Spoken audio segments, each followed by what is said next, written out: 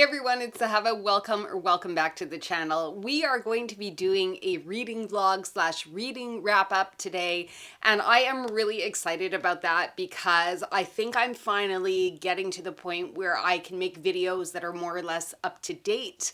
And yeah, just bring you up to speed on like what it is that I have read, what it is that I'm reading, what it is that I've DNF'd, and all of that fun stuff. So this video, since we're going to be starting way back at the end of December and covering everything that I am reading up until now, which by the time you see this video should be, I think, the second week of February, it's going to be a little bit of a long one. So hopefully you guys will stick with me until the end. You could always pause the video, go get a cup of coffee, and we can discuss all the things. So let's not waste any more time. Let's get right into it, and we can start with some scripted material.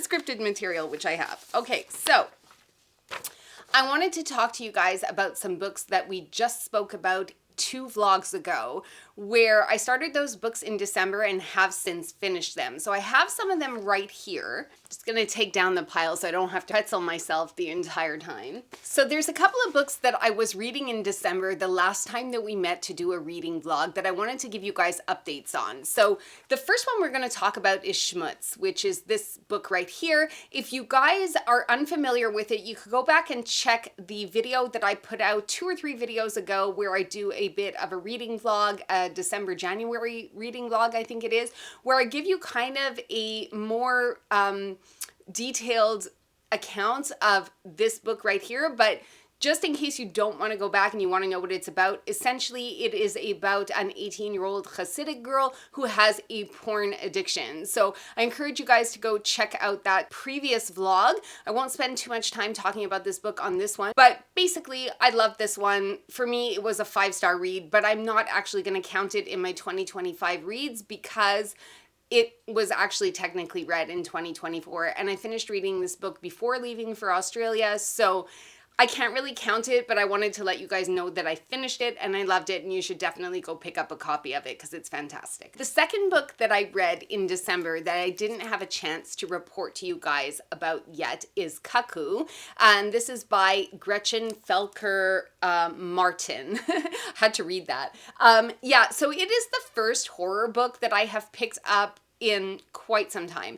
And when I say quite some time, we're talking about the last horror books that I read were R.L. Stine and Christopher Pike back when I was like a preteen. So I have not picked up a horror book in a while, and this is the first one that I picked up because it had come in that Shadow and Spice box that we unboxed a while back. So if you guys want to check out that video, you can also check it out, or I can leave the description, or rather the link in the description down below, so you could go check out the unboxing of that video. And this book was in it. Now, how did I feel about this book? Okay, so this is kind of like a horror queer story about kids that are sent to this kind of a conversion camp. It's called a conversion camp. That's what it's called.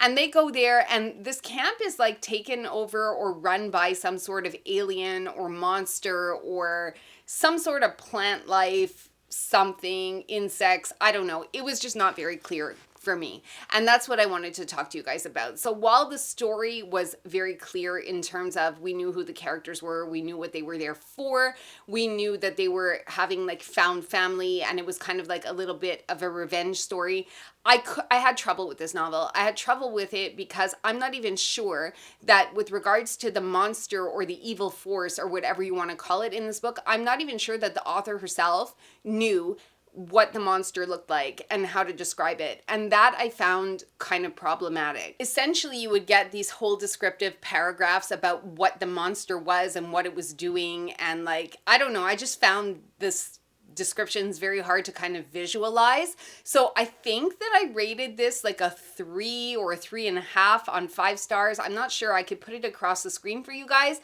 but I'm not sure that I'm going to be picking up anything else from this author. I know she has another one called Manhunt, which was extremely popular, but I don't know. I kind of have trouble when I feel like the author doesn't know what they themselves are trying to describe, and it didn't seem to me like the author had a very clear picture of the monster that she was trying to describe. So if you don't have a clear picture of it, how do you expect me to have a clear picture of it. So I don't know, that was kind of like my ick with this one. Now we're gonna get into the books that I started reading in January 2024, most of which I read when I was on vacation. So the first thing I want to talk about is that I did do a reread of Shadow of the Gods on Audible, and that's because I was traveling and I had a lot of time where I was going to be stationary, sitting on the airplane, driving, things like that. So I did a reread of Shadow of the Gods because actually I was a little bit confused to the ending of Shadow of the Gods. Like, for some reason, I thought that the 3 point of view characters that we follow in that story all ended up in the same place, and that like didn't make sense to me, like geographically in the novels. So I did have to reread Shadow of the Gods, and that's fine. I think it's clearer to me now. So I just wanted to mention that I did a reread of that one, which was fine. Then in terms of print books, what did I read in January? So I read my first Jodi Picoult book, which was Second Glance, which was a ghost story. I think I may have mentioned it in a previous video, which I really, really liked and gave that one 5 stars. The second one that I read was Oathborn by Morgan Rice. Now this one I read, it was a free download that I got on Kindle. And so it was of course an electronic copy, and either way, it was extremely forgettable. I could not tell you what happened in the story. I could not tell you the main character. I know that I read it on the airplane. Probably it was not the best time to have read it because maybe I was just like in airplane brain fog or just really tired or what have you. But in any case, I just found the story completely forgettable. I have no idea what happens in it. Use your discretion if that's something that you want to pick up. But I think it was a romantasy. It just didn't hook me enough to stick with it. So I know that there are sequels. I think there's like part 2 and 3, and I'm not going to be sticking with that story because it was incredibly forgettable. I couldn't tell you what happened in that story. The next one that I picked up and read physically is Ready Player One. This one I picked up at an op shop or a thrift shop in Australia. I may have mentioned this before in a previous video. It cost me $1. I did read, I did watch the movie after I read this book, and the book is so much better.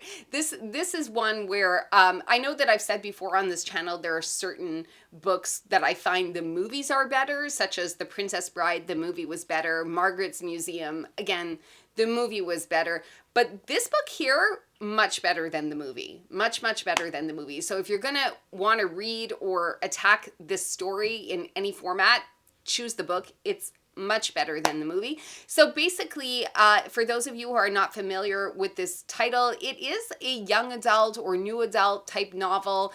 It's science fiction. It takes place in a sort of dystopian society where people are sort of living virtually through virtual reality, I guess, terminals that they would wear. It has to do mostly with a 18-year-old kid, a boy, who goes by the name of Percival. That is his online handle. And he is trying to win a massive video game contest that has been put out by his idol, who has recently passed away. And it's just a fun time.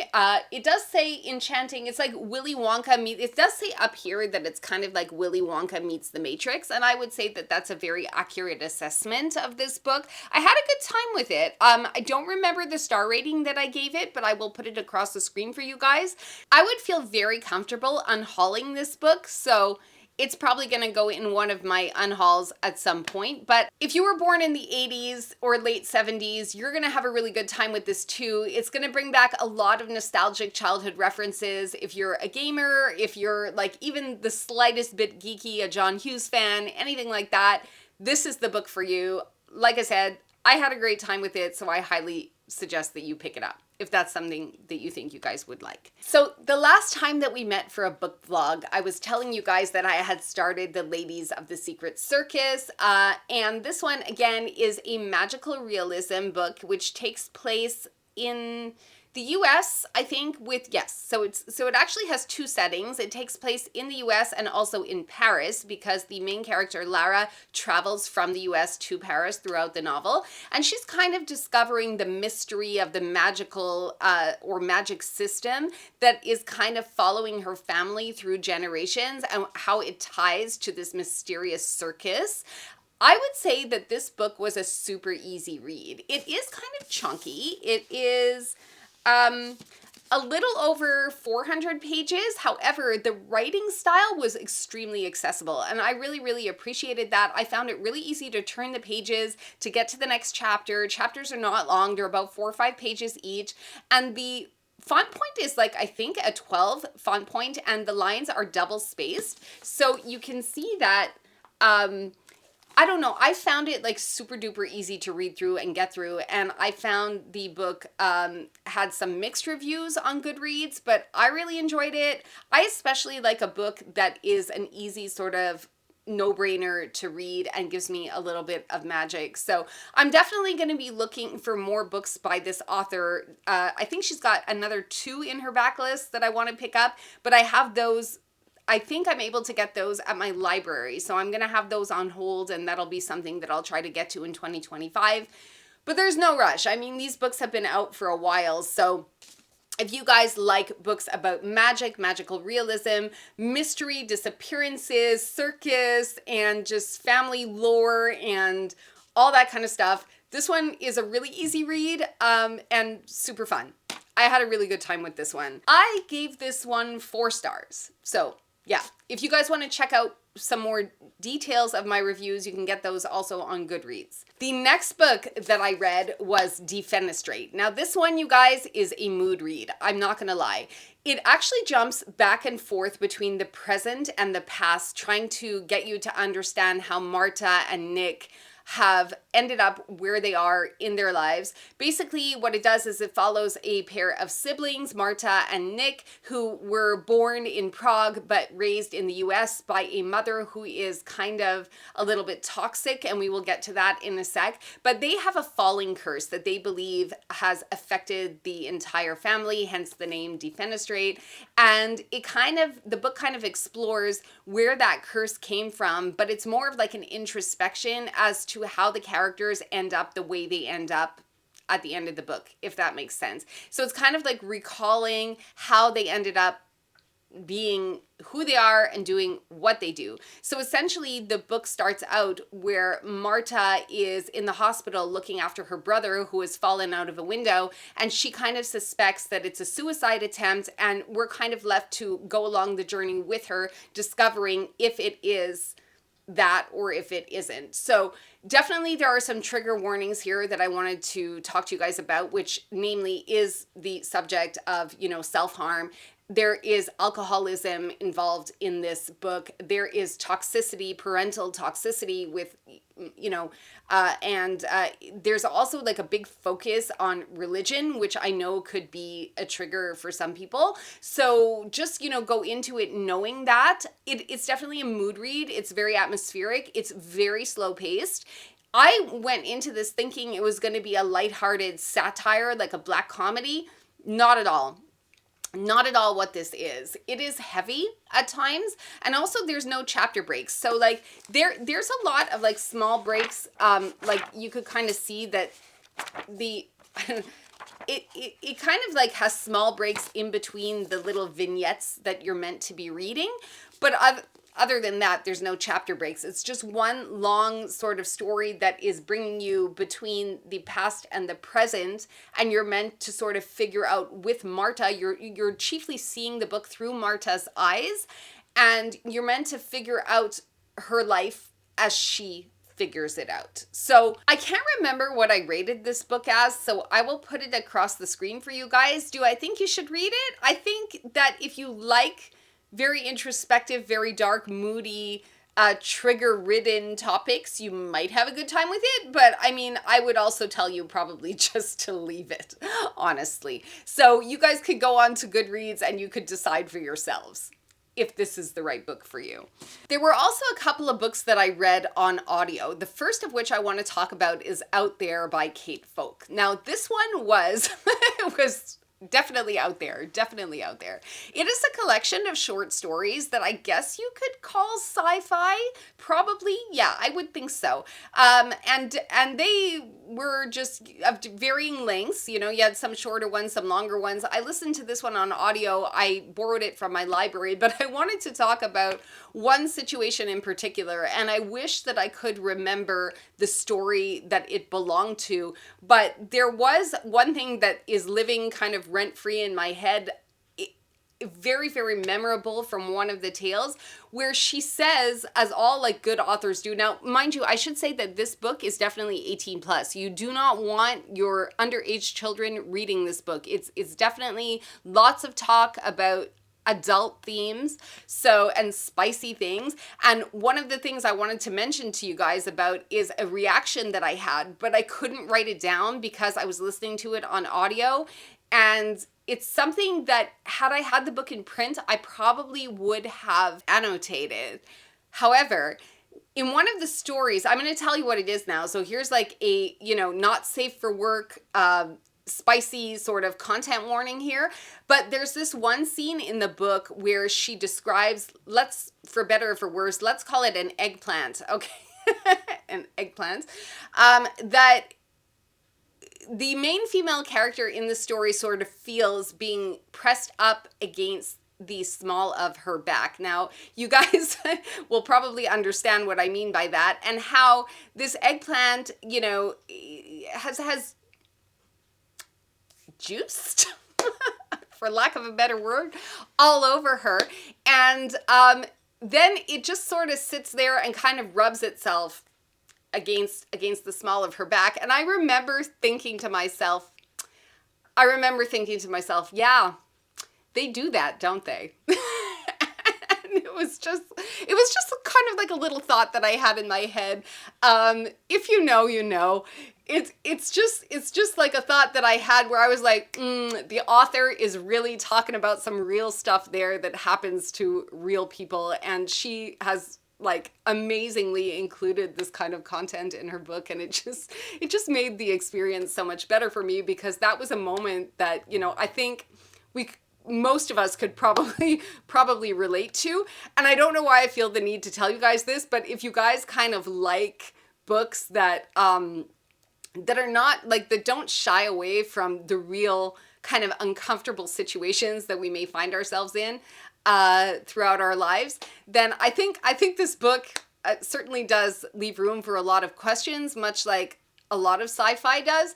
But there was just that moment that kind of stuck with me, and I don't know if that's making any sense, but I felt like I wanted to talk about it anyway, because I really resonated with that, and my thought was like, yeah, I know the feeling.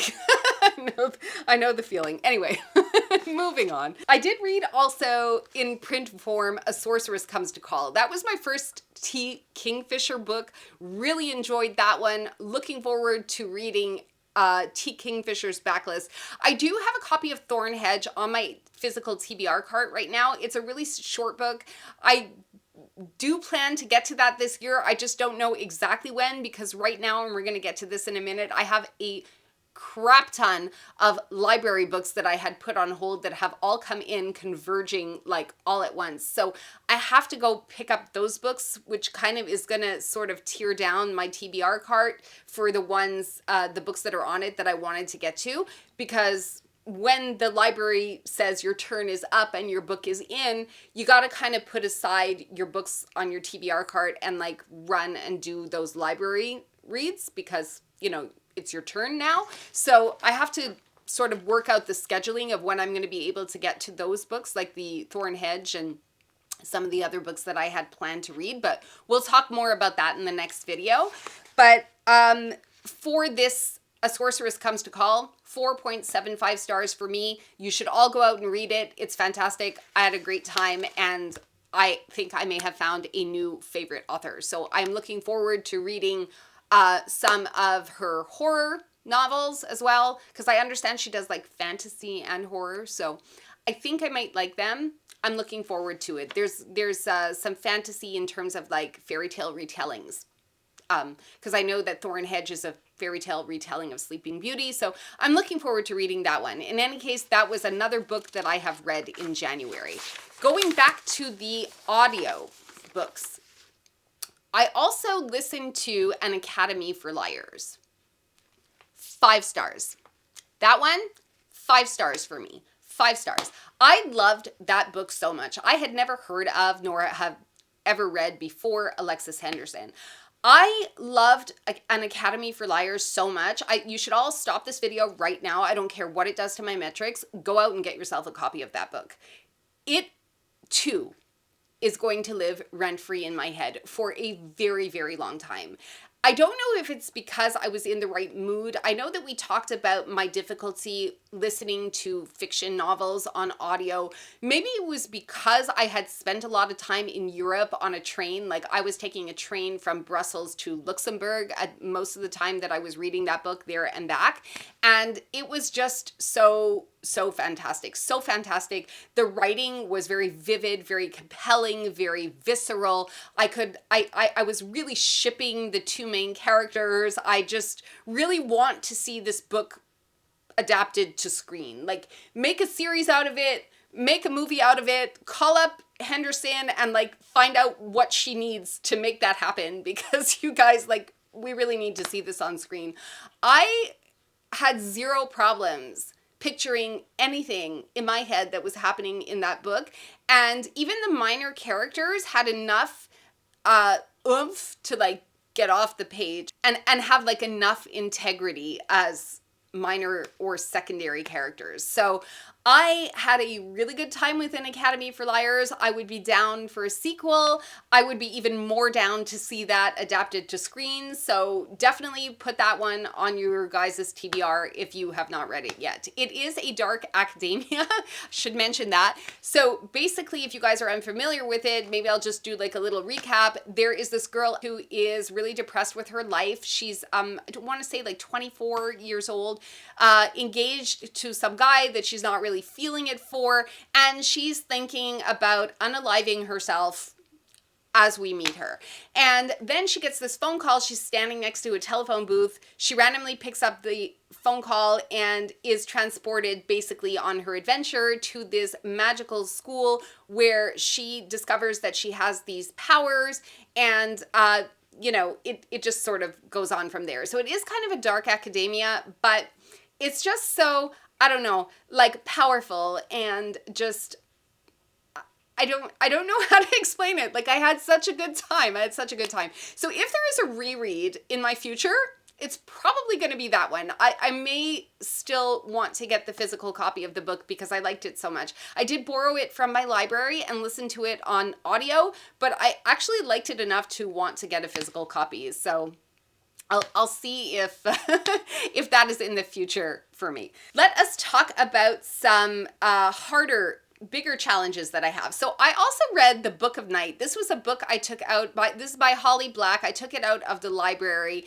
I finished it, but I think I gave it like 3 stars or 3.5 stars because again, it was a case of it kind of broke my brain a little bit.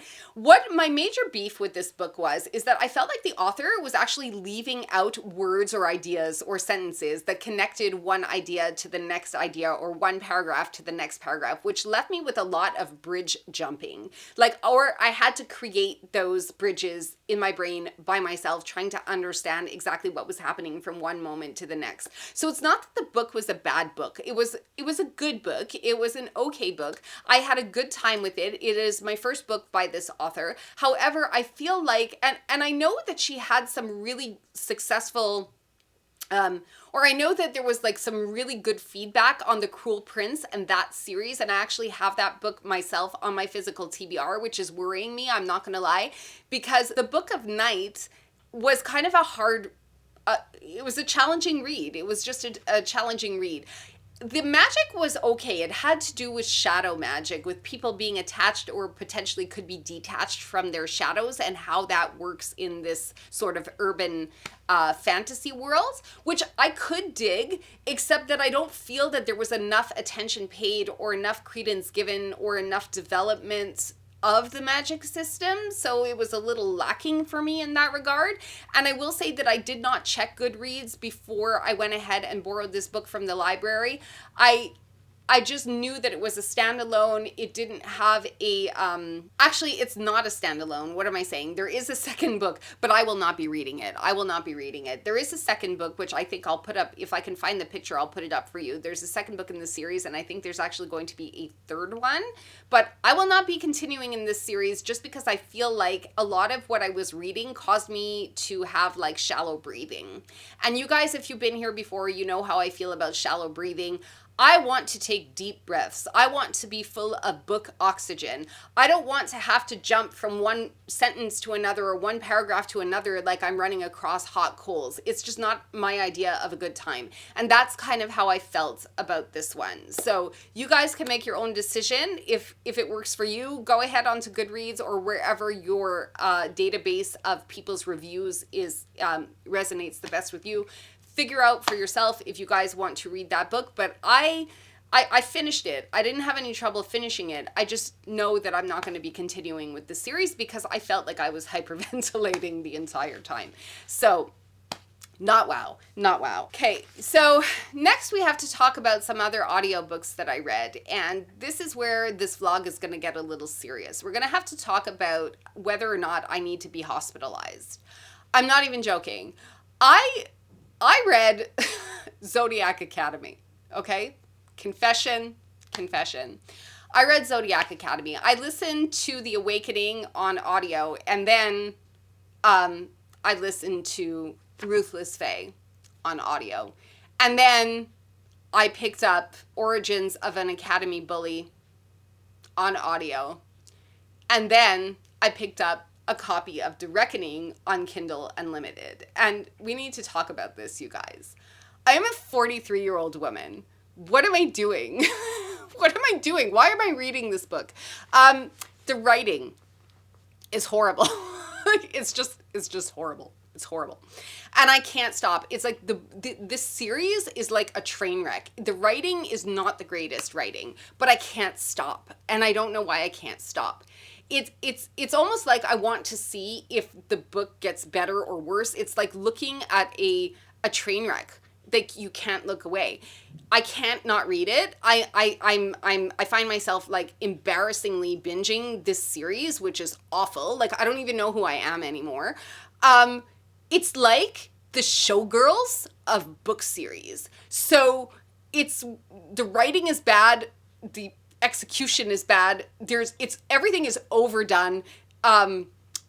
It's almost like the authors couldn't decide to stick with, I don't even know how to explain it. There's so much that triggers me. So it's like a Fae universe. I'm not going to spend too much time talking about it because if you guys want to know about Zodiac Academy, there's like a million TikToks and like booktube videos that you guys can go and consult. But basically, in short, I feel like the authors couldn't decide what vein they wanted to stick to. So like they wanted to talk about Zodiac, but they also want to talk about everything that's Fae and mythological. They want to bring in werewolves. They want to bring in vampires. They want to bring in Pegasus. They want to bring in dragons. Like, dude, what is going on? It's like a really bad fruit salad. No, and they want to talk about like elemental magic, and they want to talk about like dark academia, and they want to I mean, where does it end? It's like a really bad tossed salad, and I don't know why I can't stop reading it. I don't know. So I need to get my head examined clearly because I can't stop.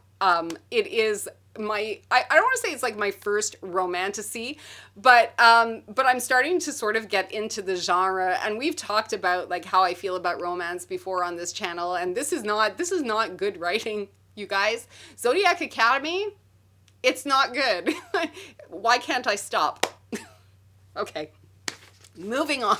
We're going to talk about some DNFs, okay? None of which are Zodiac Academy, by the way, but we are going to talk about some DNFs that I had in January. So the first one that we're going to talk about is, this was another library loan, Black Leopard, Red Wolf by Marlon James. I really wanted to like this book, you guys. I really wanted to get into it. I really wanted to stick with it. I DNF'd it at page 88. It hurt my brain. I think that I will not say too much about this book. I think that it is, first of all, it's close to like 600 pages. Okay, it's really heavy. It's a super heavy book. It's got like those Bible thin pages. So even though it doesn't look that thick when you look at it, the pages are really, really thin.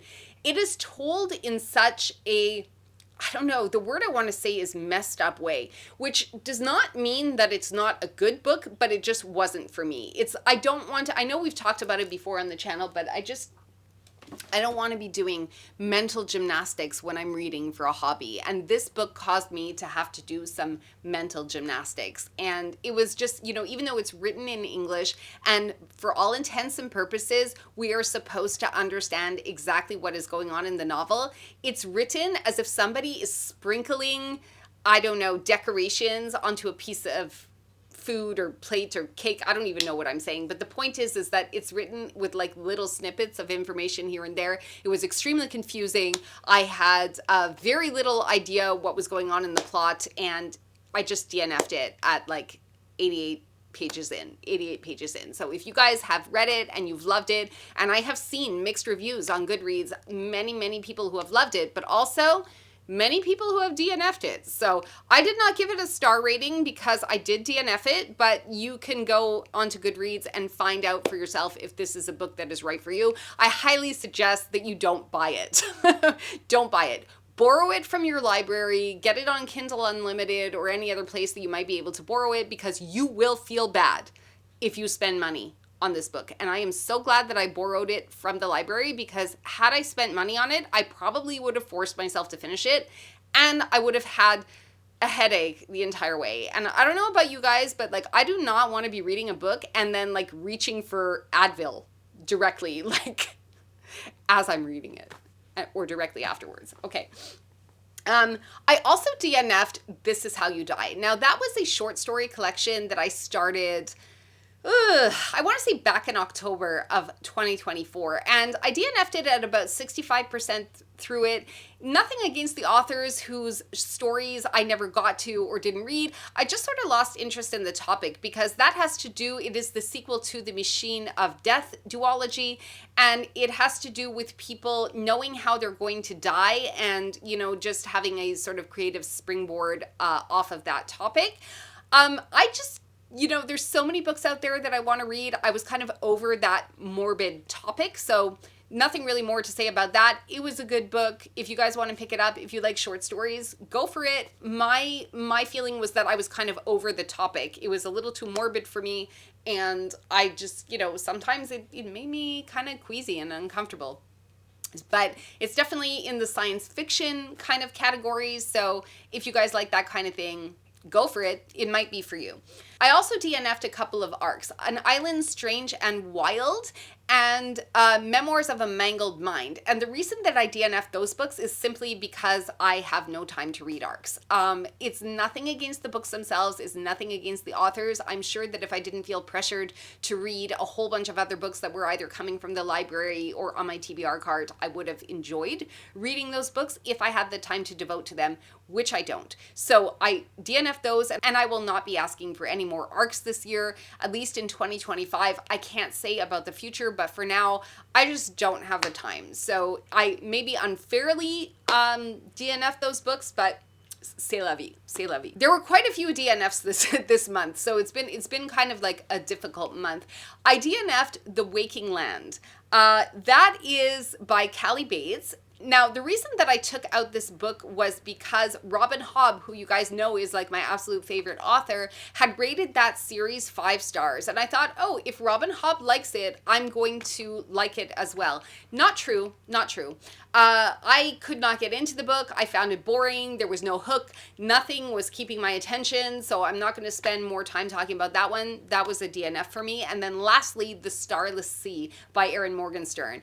That one was also an audio book. I listened to 1 hour and 40 minutes of it before DNFing. I had no frickin' idea what the heck was happening in that novel. It had a good premise. I thought it was going to be about a seafaring adventure. I don't think I was prepared for how confusing and how I don't know. I don't think I was prepared. I don't think I was prepared for what that was. It's like there are little vignettes and you see one scene and then you see another scene and then you see another scene, and I'm not really sure how anything came together. All I know is that I can never get this time back. So I DNF'd that one because it just didn't make any sense to me. I could not see how anything was related from one page to another. Sorry, Miss Morgenstern, it was not for me. I do have, and I'm actually scared about this, a copy of The Night Circus on my TBR cart, which I did spend money on. So I don't know if I'm going to be hurrying to read The Night Circus, although it could be an extremely different experience than The Starless Sea.